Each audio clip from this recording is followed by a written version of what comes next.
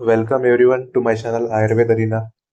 आज हम शालाक्य तंत्र का जो फर्स्ट चैप्टर है, शारीर निदान पंचरोग नेत्र रोग, इसका एनाटॉमी ऑफ आई ये पार्ट देखने वाले हैं।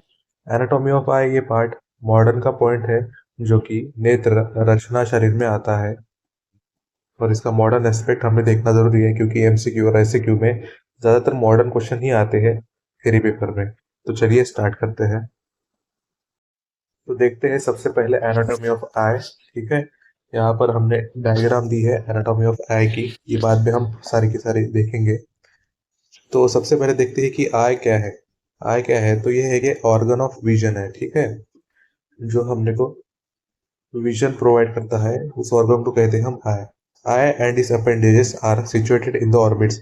तो आईज कहाँ पर सिचुएटेड होते हैं, तो वो ऑर्बिट्स। ऑर्बिट्स क्या रहता है, तो ये एक बोनी कैविटी रहती है। ठीक है, बोनी कैविटी जिनका नाम है ऑर्बिट्स, वहां पर आईज सिचुएटेड रहते हैं।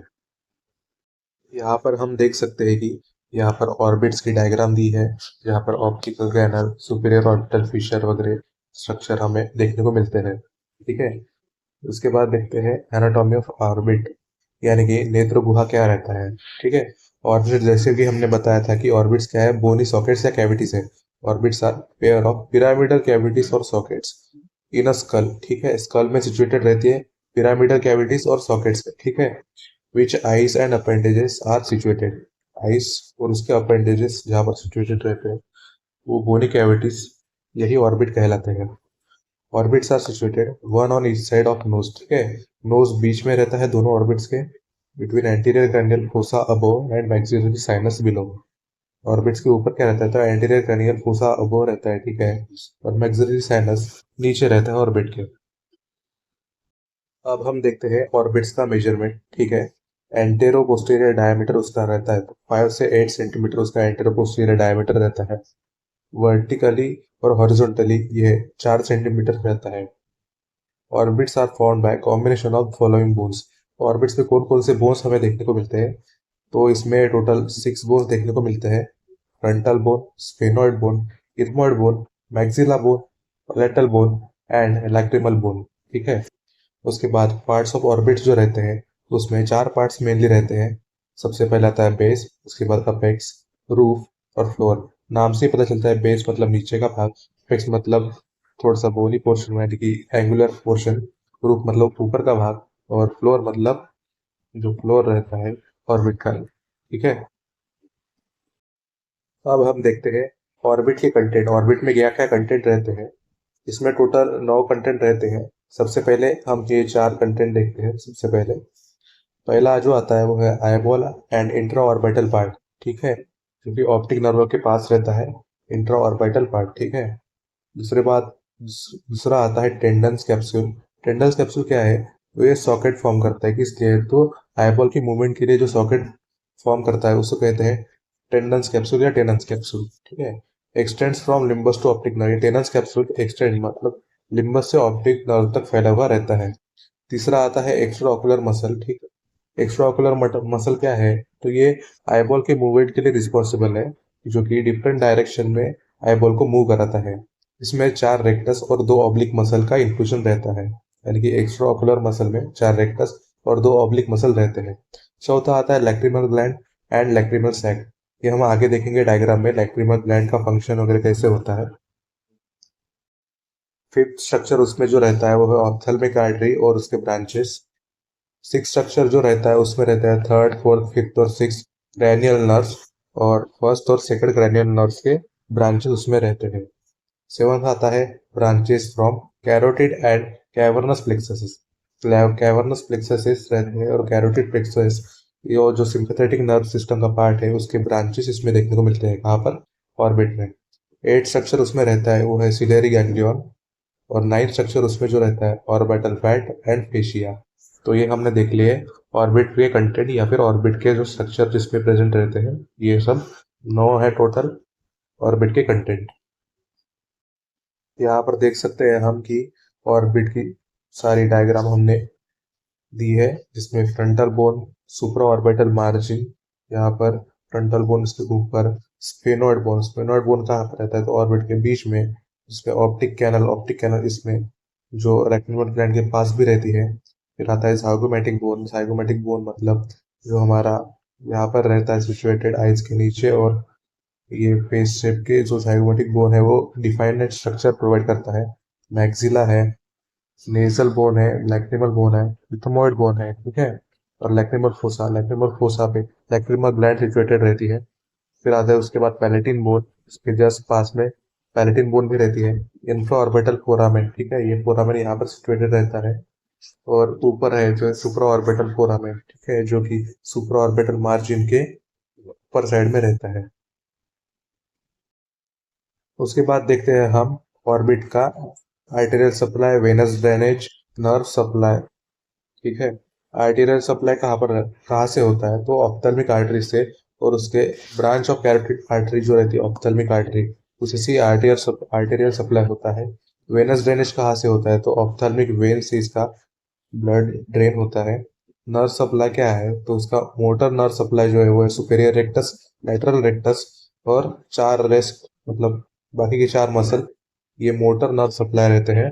उसमें जो है सुपेरियर रेक्टस जो कि है फोर क्रेनियल यानी कि ट्रोक्लियर नर्व, लेटरल रेक्टस में सिक्स क्रेनियल नर्व सप्लाई करते हैं जो कि है अब्ड्यूसेंट नर्व, और जो बाकी के चार मसल है वो थर्ड क्रेनियल नर्व यानी कि ओकुलोमोटर नर्व से नर्व मोटर सप्लाई करते हैं।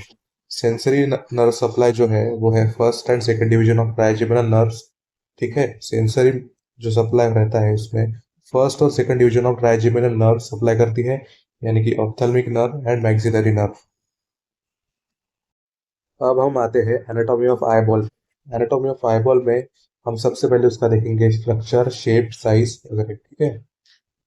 एनाटॉमी ऑफ आईबॉल क्या है, तो आईबॉल ये है cystic structure referred as globe. Eyeball को हम ग्लोब भी बोल सकते हैं। इसका शेप जो है, ठीक है, जो स्पेरोइडल नहीं है, ठीक है, स्पेरिकल शेप इसका नहीं होता है जिसका जैसे हमारा ऑर्बिट का था, बल्कि ये क्या है, तो ऑब्लेट स्पेरोइडल स्ट्रक्चर रहता है। इसका तो आई बॉल का स्ट्रक्चर क्या है, ऑब्लेट स्पेरोइडल स्ट्रक्चर रहता है। ये कहाँ पर सिचुएटेड रहता है, ठीक है, तो ये सिचुएटेड रहता है anterior part of orbital cavity में। ये इसका लोकेशन है। आईबॉल का लोकेशन क्या है, तो anterior part of orbital cavity, central point on maximal convexity, ठीक है। इसका सेंट्रल पार्ट जो रहता है वो मैक्सिमल कन्वेक्टिव में सिचुएटेड रहता है। Suspended bye extra ocular muscle and facial sheets. कौन से मसल इसमें इन्वॉल्व रहते हैं, मतलब आईबॉल कौन से मसल में रहता है, तो एक्स्ट्रा ऑकुलर मसल में रहता है, और फेशियल शीट्स, इससे ये पूरा कवर रहता है। In quadrilateral pyramidal shaped bony cavity, quadrilateral pyramidal bony shaped cavity हमने पहले भी देखा था, तो वो थे ऑर्बिट, ठीक है। ऑर्बिट में ही आईबॉल का सिचुएशन या लोकेशन रहता है। एनाटॉमी ऑफ आईबॉल में हम डिफरेंट पार्ट्स और स्ट्रक्चर्स हम स्टडी करते हैं। इसमें पहला आता है सिलरी बॉडी, जो कि यहाँ पे सिचुएटेड रहता है। आयरिस इसके अंदर यानी कि कॉर्निया के अंदर रहता है, जो कि कलर प्रोवाइडिंग पिगमेंटेड स्ट्रक्चर है। एंटीरियर चेम्बर आगे का पोर्शन है प्यूपिल का, प्यूपिल रहता है, ठीक है। कॉर्निया, कॉर्निया जो कि ट्रांसपेरेंट रहता है आयरिस के ऊपर, उसके अंदर रहता है लेंस जो कि लाइट का रिफ्रैक्शन और रिफ्लेक्शन करता है। ओरा सिरेटा लेंस के अंदर के साइड में रहता है।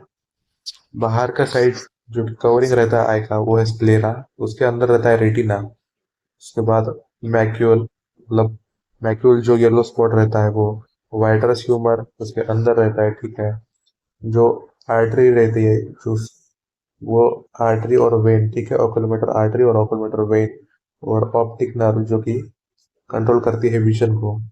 यहाँ पर उसके बाहरी स्ट्रक्चर में रेक्टस मीडियालिस ये मसल रहती है, ठीक है, जो कि आईबॉल के मूवमेंट को हेल्प करती है। अब हम देखते हैं डायमेंशन ऑफ आईबॉल, ठीक है। डायमेंशन ऑफ अडल्ट आईबॉल क्या रहता है, तो एंटेरो पोस्टीरियर डायमीटर इसका 24 मिलीमीटर है। एंटेरो पोस्टीरियर हम देख सकते हैं डायग्राम में, ये एंटीरियर पोल और ये पोस्टीरियर पोल, ठीक है। तो ये दोनों के बीच का डिस्टेंस ये 24 मिलीमीटर है। हॉरिजॉन्टल रहता है 23.5 मिलीमीटर, वर्टिकल रहता है 23 मिलीमीटर। ये वर्टिकल डायमीटर इसका देखने को मिल सकता है अपने को, वो है 23 मिलीमीटर। सरकमफेरेंस यानी कि ये जो सरकमफेरेंस है इसका, ये 75 मिलीमीटर रहता है। इसका वॉल्यूम यानी कि जो पूरा इसमें वॉल्यूम है वो 6.5 ml का फ्लूइड भर सकता है। और एबोल का जो वेट रहता है, ठीक है, वेइंग मशीन पे मैंने रख दिया, तो इसका वेट रहता है 7 ग्राम। ये सब हो गया डायमेंशन ऑफ आईबॉल के बारे में। अब हम देखते हैं कि आई का स्ट्रक्चर कैसा है। स्ट्रक्चर में कौन कौन से पार्ट, कौन कौन से कंटेंट इंक्लूडेड है। तो उसमें पहले आते हैं लेयर्स ऑफ आईबॉल, यानी कि आईबॉल की परतें। इंटीरियर ऑफ आईबॉल, यानी कि आईबॉल के अंदर कौन कौन से फ्लूइड है, क्या है, कौन सा स्ट्रक्चर है। उसके बाद आते हैं एक्सेसरी स्ट्रक्चर ऑफ आइस।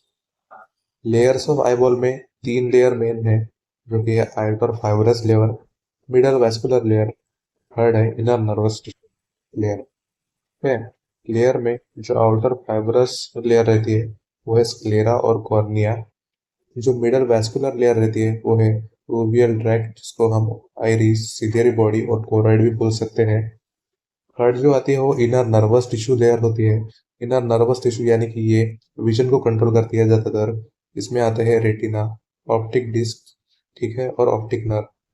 ये 3 इंपॉर्टेंट। उसके बाद जो इंटीरियर ऑफ आईबॉल में आता है तो एक्वस ह्यूमर और वाइट्रस ह्यूमर तो हमें 12th में पढ़ा था, और लेंस। ये तीनों स्ट्रक्चर इंटीरियर ऑफ आईबॉल में आते हैं। उसके बाद एक्सेसरी स्ट्रक्चर ऑफ आई, जिसमें आते हैं आईब्रोज, आई leads, eye lashes, lacrimal aperture apparatus और एक्स्ट्रा ऑकुलर मसल। ये सारे स्ट्रक्चर विजन और मूवमेंट ऑफ आईबॉल को कंट्रोल करती है। ये है एक्सेसरी स्ट्रक्चर। जैसे कि हम डायग्राम में देख सकते हैं कि रेटिना और ऑप्टिक नर्व है वो इनर मोस्ट लेयर रहती है, ठीक है, और वो नर्व्स, ठीक है, नर्व्स प्रोवाइड करती है। स्क्लेरा और कॉर्निया जो रहते हैं, ठीक है, वो आउटर मोस्ट लेयर है, ठीक है, मस्कुलर लेयर है। आइरिस, सिलियरी बॉडी, कंजंक्टिवा, ये सारे ब्लड सप्लाई करने वाले लेयर्स रहते हैं। वाइट्रस ह्यूमर जो रहता है वो आइस के अंदर साइड में रहता है। मैक्युला, जिसको येलो स्पॉट भी कहा जाता है, ठीक है, यहाँ पर ब्लाइंड स्पॉट भी रहता है एक स्ट्रक्चर, वो हम आगे देखने वाले हैं।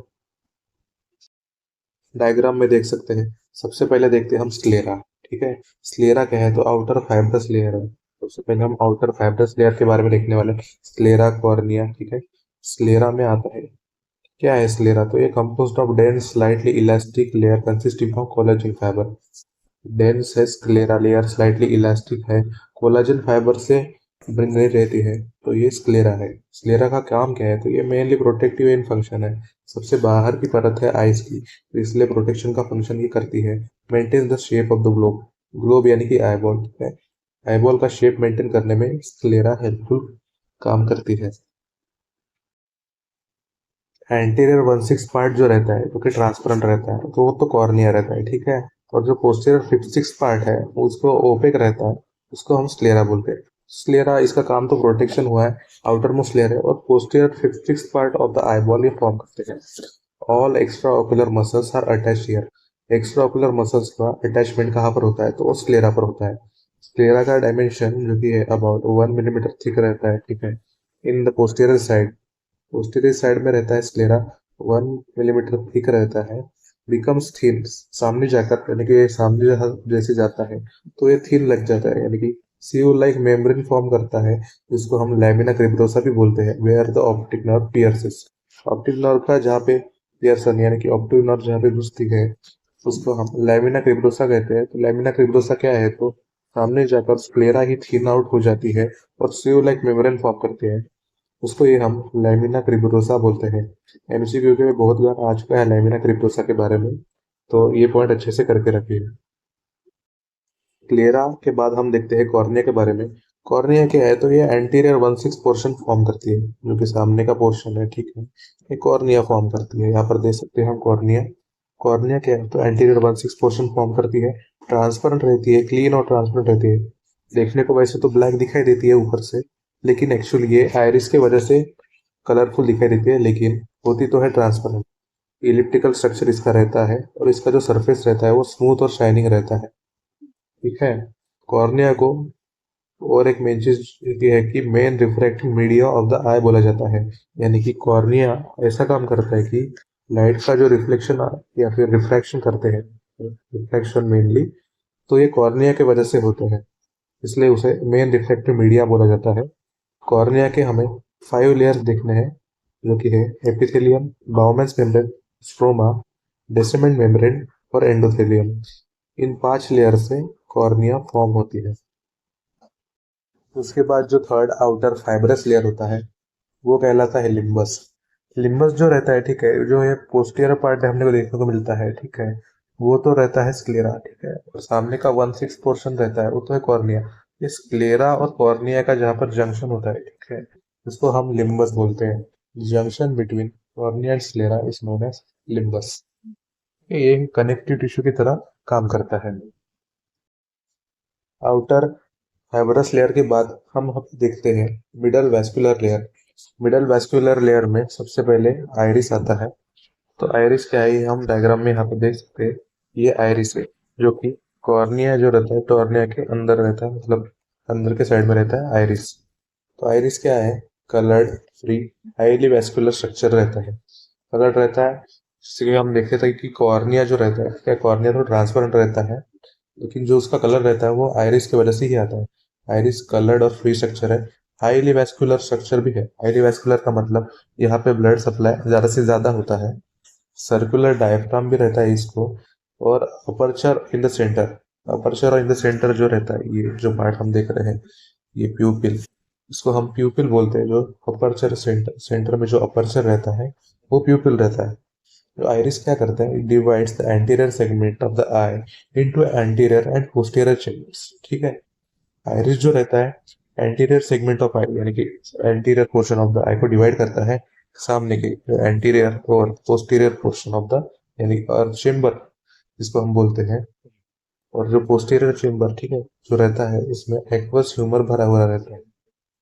आइरिस क्या है, तो iris is secreted by ciliary body. Ciliary body ये एक्सेसरी स्ट्रक्चर है, ये जो स्ट्रक्चर हम देख रहे हैं सिलियरी बॉडी से, जिससे आइरिस फॉर्म होता है। It consist of endothelium, stroma, pigmented sales and two groups of muscle fibres. तो आइरिस में ये सारे कंटेंट्स रहते हैं, endothelium, stroma, pigmented sales, two groups of muscle fibre. दो ग्रुप ऑफ मसल फाइबर कौन से हैं, तो ये सर्कुलर मसल फाइबर और रेडिएटिंग मसल फाइबर रहते हैं। सर्कुलर मसल फाइबर क्या करते हैं, तो स्फिंक्टर पेपिले फॉर्म करते हैं। और रेडिएटिंग मसल फाइबर क्या करते हैं, तो डायलेटर प्यूपिले फॉर्म करते हैं और उसके फंक्शन में हेल्प करते हैं। उसके बाद सिलियरी बॉडी के बारे में देखते हैं। सिलियरी बॉडी का सिक्रीशन ही आइरिस फॉर्म करता है, ठीक है। Ciliary body it is like an isosceles triangle. Structure कैसा है कि आइसोसेलेस ट्रायंगल जो रहता है इसके तरह इसका स्ट्रक्चर रहता है, विद बेस फॉरवर्ड, सामने की जगह बेस रहता है, ठीक है। तो आइसोसेलेस ट्रायंगल की तरह इस शेप में रहता है, ठीक है।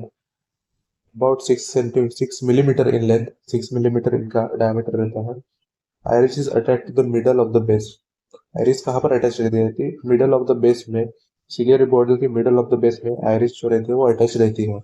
It consist of non striated muscle fibres, जिसको हम सिलेरी मसल्स भी बोलते हैं। सिलेरी मसल्स कहते रहते हैं, तो वो नॉन स्ट्रिएटेड रहते हैं, स्ट्रोमा से बने रहते हैं, और इसमें सिक्रेटरी एपिथेलियल सेल्स भी रहते हैं।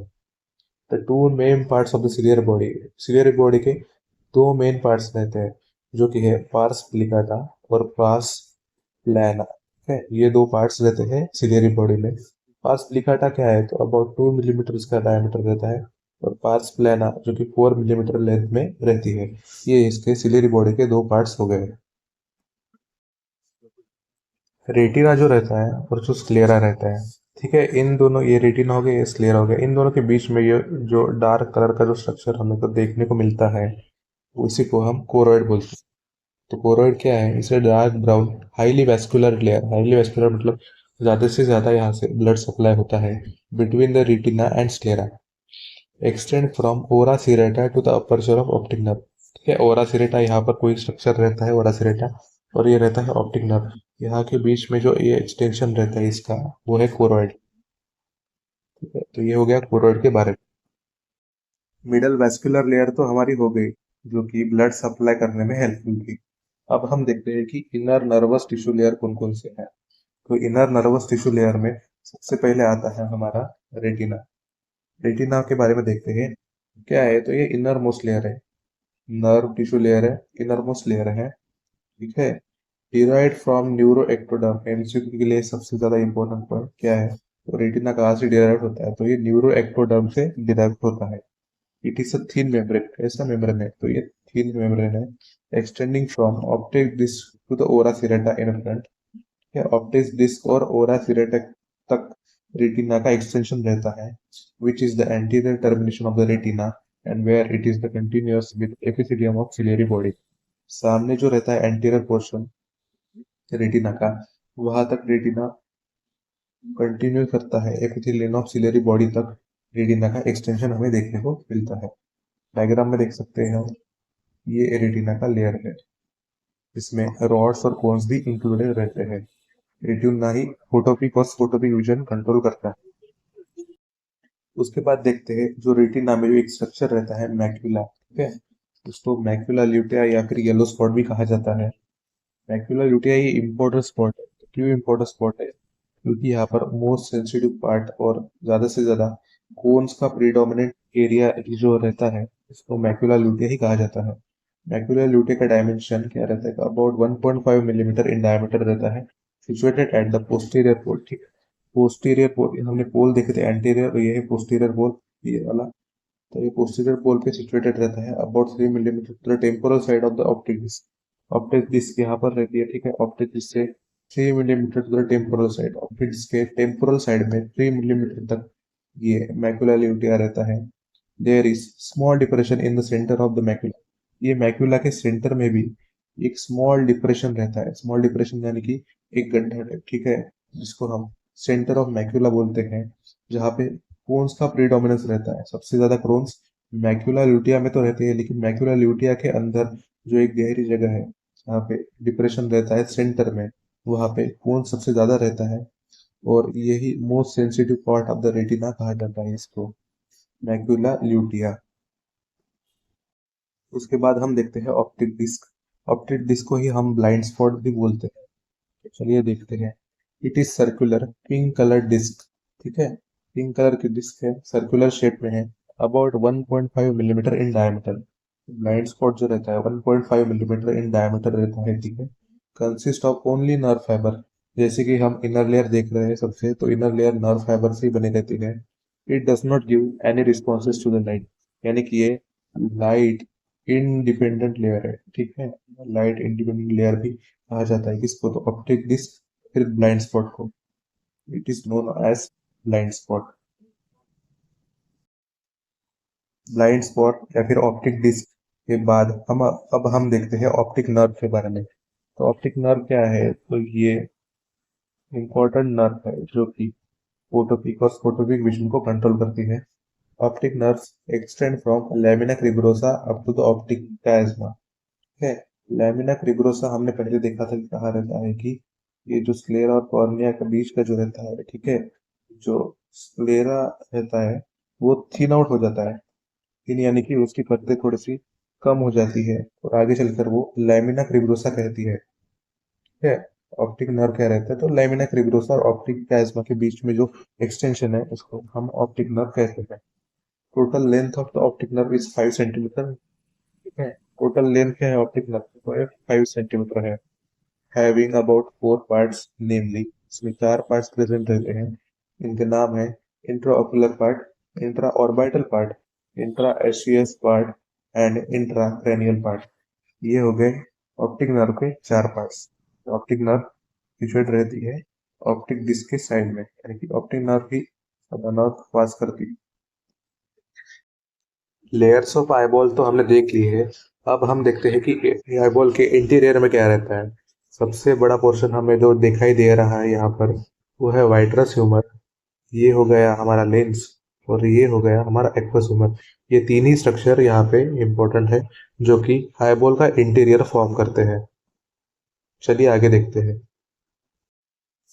सबसे पहले देखते हैं हम एक्वस ह्यूमर के बारे में। तो एक्वस ह्यूमर क्या है? तो ये क्लियर और ट्रांसपेरेंट वाटरी फ्लूइड है, ठीक है। क्लियर ट्रांसपेरेंट वाटरी फ्लूइड जो रहता है वो है aqueous humour, filling the anterior chamber, ठीक है। जो लेंस के आगे का पोर्शन रहता है वो है एंटीरियर चेंबर। एंटीरियर चेंबर में जो भरा रहता है उसको बोलते हैं एक्वस ह्यूमर या फिर एक्वस फ्लूइड, जो कि अबाउट 0.25 ml रहता है आगे में, और जो पोस्टीरियर 0.06 ml रहता है वो एक्वस ह्यूमर रहता है। Secreted by ciliary body and passes in front of the lens, ठीक है। लेंस के फ्रंट में यानी कि आगे होता है, और सिलियरी बॉडी या फिर सिलियरी प्रोसेस से इसको फॉर्म करते हैं through the pupil into the anterior chamber and then perform its normal function and returns to the venous circulation, ठीक है। एक्वस ह्यूमर जो रहता है passes in front of lens, lens के सामने से जाता है थ्रू द प्यूपिल, प्यूपिल के अंदर से भी निकलता है, to the anterior chamber, anterior chamber पे जाकर सिलियरी बॉडी इसका सिक्रेशन करता है, then perform its normal function. हमने देखा था कि सिलियरी बॉडी का नॉर्मल फंक्शन क्या रहता है, तो ये रिफ्लेक्शन ऑफ लाइट को फॉर्म मेंटेन करते हैं and returns to the venous circulation. ठीक है, वेनस सर्कुलेशन यानी कि वेन से वह वापस आ जाता है through the canal of Schlemm. MCQ के लिए सबसे इंपॉर्टेंट पॉइंट ये है, कैनल ऑफ स्लिम क्या है कि एक्वस ह्यूमर जिससे वापस आता है, यानी कि वेनस सर्कुलेशन जिसमें एक्वस ह्यूमर का होता है, वो है canal of Schlemm. Canal of Schlemm कहाँ पर रहता है, तो ये situated at the angle of anterior chamber, anterior chamber के एंगल पे ये रहता है कैनल ऑफ स्लिम। एमसीक्यू के लिए सबसे इंपॉर्टेंट पॉइंट है, इसको अच्छे से करके रखिएगा। उसके बाद आता है लेंस। लेंस क्या करता है, तो रिफ्लेक्शन रिफ्रैक्शन ये कंट्रोल करता है लाइट का। लेंस क्या है, तो ये transparent biconvex circular structure है। 3 पॉइंट इंपॉर्टेंट है इसमें, ट्रांसपेरेंट, बाय कन्वेक्स और ये सर्कुलर स्ट्रक्चर है, लाइंग इमीजिएटली बिहाइंड द प्यूपिल, यानी कि प्यूपिल के जस्ट बिहाइंड प्रेजेंट रहता है क्या, तो ये लेंस है।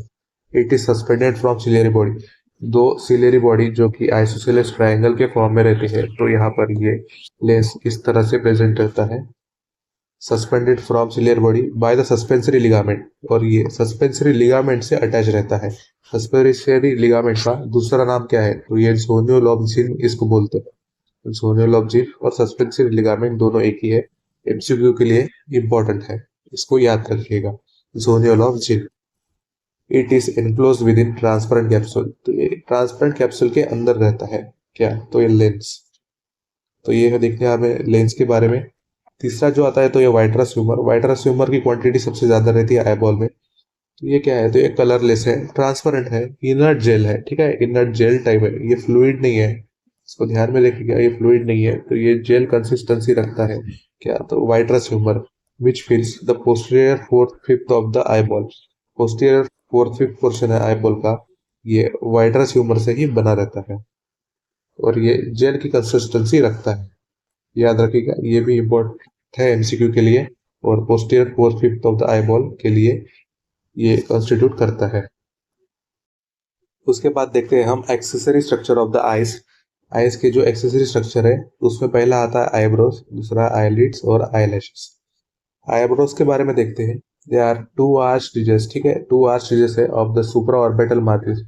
हमने देखा था स्टार्टिंग में जो हमने बोनी स्केलेटन का जो देखा था, ठीक है, बोनी स्केलेटन में आईब्रोज में सुप्रा ऑर्बिटल मार्जिन दिखाई दे रही थी जो कि फ्रंटल बोन में सिचुएटेड है। Numerous hairs of eyebrows project obliquely from the surface of the skin. Skin के सरफेस पे आईब्रोज की जो हेयर्स है वो ऑब्लिकली निकलते हैं। It protects the I from the sweat, dust and other foreign bodies. ठीक है, तो मेन फंक्शन तो इसका प्रोटेक्शन ही होता है क्योंकि एक्सेसरी स्ट्रक्चर है आईब्रोज। उसके बाद आते हैं आईलिड्स और आईलैशेस। आईलिड्स क्या रहते हैं, तो ये टू मूवेबल फोल्ड्स है। आईलिड्स जो टू मूवेबल फोल्ड्स है जो कि टिश्यू से बने रहती है, situated above and below the front of the each eye. ठीक है, आई के सामने ऊपर और नीचे जो बने रहते हैं, ठीक है, आईलिड्स। ठीक है, ये आईलिड्स कहलाते हैं। They are short curved hairs and the eyelashes are situated on the free edges. Eyelashes क्या रहते हैं, तो ऐसे ऐसे आईलैशेस रहते हैं ना, लड़कियां लगाती है ना, तो ये आईलैशेस रहते हैं। ये तीनों स्ट्रक्चर क्या है, तो एक्सेसरी स्ट्रक्चर कहलाते हैं। हाईलाइट सबसे इंपॉर्टेंट है, तो और हाईलाइट्स के स्ट्रक्चर एमसीक्यू या फिर एसक्यू में आ सकते हैं। आईलिड्स क्या करते हैं, तो आईलिड कंसिस्ट ऑफ, इसमें क्या रहता है, thin covering of the skin. ठीक है, स्किन की थिन कवरिंग है इसमें, thin sheets of areolar tissue. MCQ के लिए इंपॉर्टेंट है कि आईलिड्स में कौन सा टिश्यू है, तो ये एरियोलर टिश्यू रहता है। इसमें 3 मसल भी प्रेजेंट है, वो 3 मसल का नाम है ऑर्बिकुलरिस ओकुलर मसल, लिवेटल पाल्पेब्रस सुपेरियोरिस और मुलस मसल। ठीक है, ये तीनों मसल अच्छे से याद कर लीजिए क्योंकि ये आईलिड्स के मसल हैं। A thin sheet of dense connective tissue, the tarsal plate, larger in the upper than in the lower eyelids। ठीक है, एक thin sheet भी रहती है जो कि dense connective tissue से बनी रहती है। टार्सल पैलेट भी रहता है जो कि लार्जर इन अपर और लोअर आईलिड में छोटा रहता है। It supports the other structure, यानी कि आईबॉल के जो बाकी के स्ट्रक्चर है इनको ये सपोर्ट देता है। लाइनिंग और पाल्पेबल कंजक्टिवा भी आईलिड्स में पाई जाती है जो कि आइस के फंक्शंस को हेल्प करती है। ठीक है, तो ये सब हो गया आईलिड्स के बारे में। उसके बाद हम देखते हैं कि एक्सेसरी स्ट्रक्चर में तीसरा पार्ट आता है जो कि है लैक्रिमल apparatus। लैक्रिमल apparatus के मेन दो पार्ट रहते हैं, ठीक है। वो दो पार्ट है, पहला पार्ट उसमें रहता है कि सिक्रेटरी पार्ट, और दूसरा पार्ट रहता है एक्सक्रीटरी पार्ट, ठीक है। लैक्रिमल apparatus के दो पार्ट, पहला आता है सिक्रेटरी पार्ट। सिक्रेटरी पार्ट में भी उसके पार्ट रहते हैं। सिक्रेटरी पार्ट में फर्स्ट जो आता है वो है लैक्रिमल ग्लैंड और उसके डक्ट। लैक्रिमल ग्लैंड यहाँ पे हम देख सकते हैं कि कौन सा रहता है, और उसके डक्ट्स रहते हैं। और दूसरा पार्ट होता है कि एक्सेसरी लैक्रिमल ग्लैंड्स, ठीक है। एक्सेसरी लैक्रिमल ग्लैंड्स कहाँ पर रहते हैं, यहाँ पर एक्सेसरी लैक्रिमल ग्लैंड्स रहते हैं। उसके बाद आता है सेकंड मेजर पार्ट जो कि है एक्सक्रीटरी पार्ट। एक्सक्रीटरी पार्ट में आता है लैक्रिमल पंक्ता, लैक्रिमल कैनलिकुला, लैक्रिमिनल सैक, यहाँ पे देखने को मिल सकता है, और नेजो लैक्रिमल डक्ट जो कि यहाँ पर रहता है। ये सब excretory part of the eyes या फिर लैक्रिमल apparatus है। मैकेनिज्म ऑफ टीयर, और टीयर कैसे कहाँ पर बनते हैं और कहाँ पर जाते हैं, ये अब हम देखते हैं। Tears are secreted by lacrimal gland. तो टीयर्स कहाँ पे फॉर्म होते हैं, तो ये लैक्रिमल ग्लैंड में फॉर्म होते हैं, वहां से इसका सिक्रेशन है, ठीक है। और एक्सेसरी लैक्रिमल ग्लैंड्स में ये पाए जाते हैं, यानी कि इसका स्टोरेज एक्सेसरी लैक्रिमल ग्लैंड भी होता है। उसके बाद ये they drain into conjunctival sac by small ducts, ठीक है।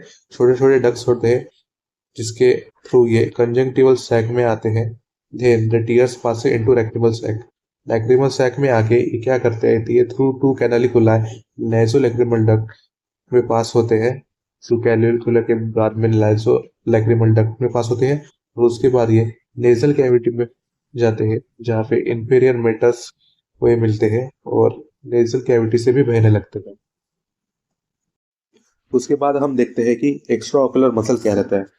मूवमेंट ऑफ आइज के लिए एक्स्ट्रा ऑकुलर मसल सबसे ज़्यादा इंपॉर्टेंट है, क्योंकि ये 6 एक्सट्रिंसिक मसल से बने रहते हैं।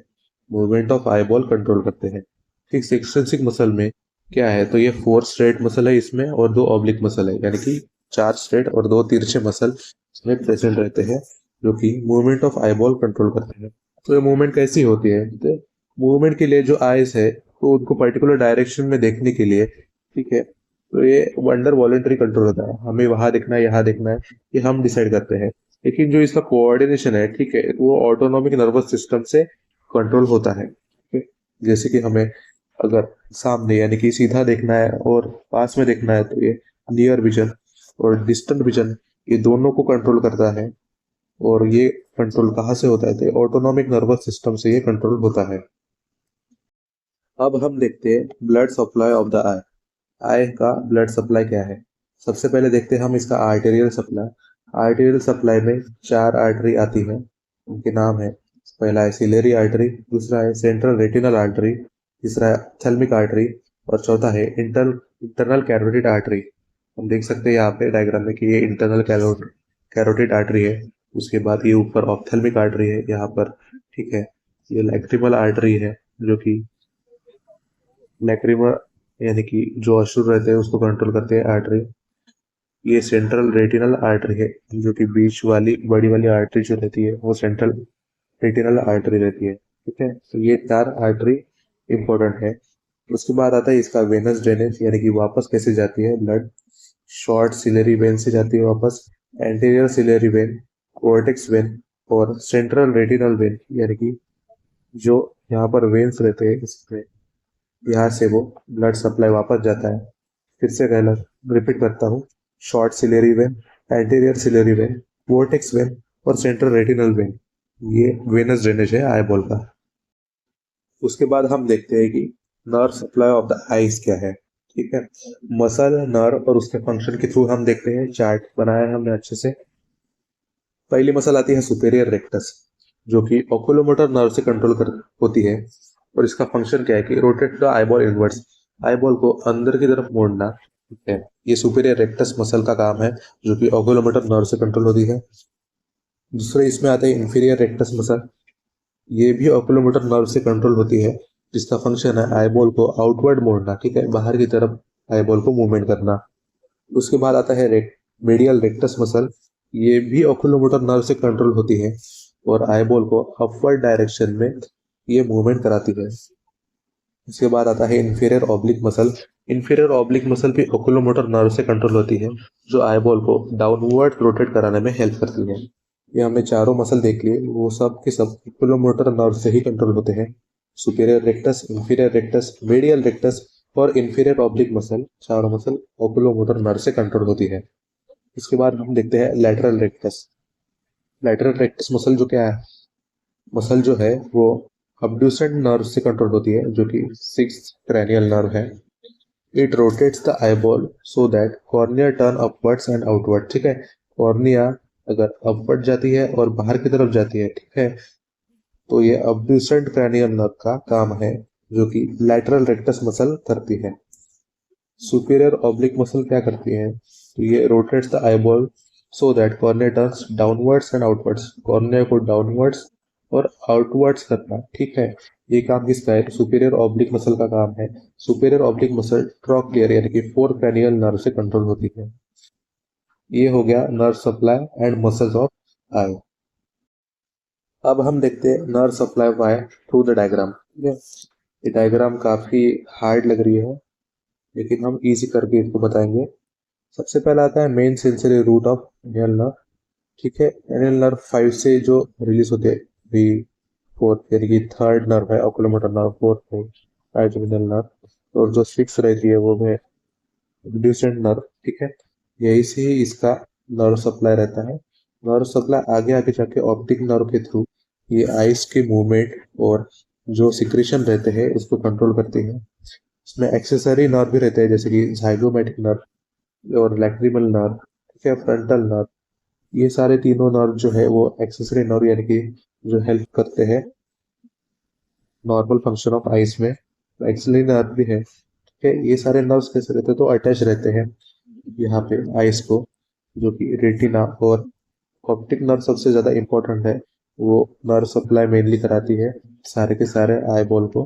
ठीक है, सुप्रा ऑर्बिटल नर्व जो रहते हैं, ठीक है, वो ऑर्बिट के अपर साइड में सिचुएटेड रहती है। जो इंफ्रा ऑर्बिटल नर्व है, ठीक है, वो ऑर्बिट के नीचे ब्लड सप्लाई, ऑर्बिट के नीचे नर्व सप्लाई कराती है। ठीक है, ये लैटरल रेक्टस मसल जो कि है थर्ड सीएम से कंट्रोल होती है। इंटरनल कैरोटिड आर्टरी जो कि ब्लड सप्लाई देती है, और ट्राइजेमिनल गैंग्लियन है। ठीक है, जो गैंग्लियन है ये कंट्रोल करता है नर्व्स के कंडक्शन को। ठीक है, और ये सिलियरी गैंग्लियन है जो कि सिलियरी मसल का फंक्शन ये कंट्रोल करती है, सिलियरी नर्व। और ये नेजो सिलियरी नर्व जो है, ठीक है, वो नेजो रेक्टिमल डक्ट को कंट्रोल करती है। तो ये हो गया नर्व सप्लाई ऑफ आई के बारे में। तो हमारा एनाटॉमी ऑफ आई कवर हो गया है। ये था पार्ट 2.2, जो कि हमारा 2.1 जो वीडियो था उसमें हमने नेत्र रचना शरीर के बारे में पढ़ाया था। ठीक है, नेत्र रचना शरीर जो कि इजी लैंग्वेज में था। ये भी हमारा वीडियो थोड़ा सा लंबा हो गया है, लेकिन इजी लैंग्वेज में है। सारे इम्पोर्टेंट एमसीक्यू हमने कवर कर लिए हैं।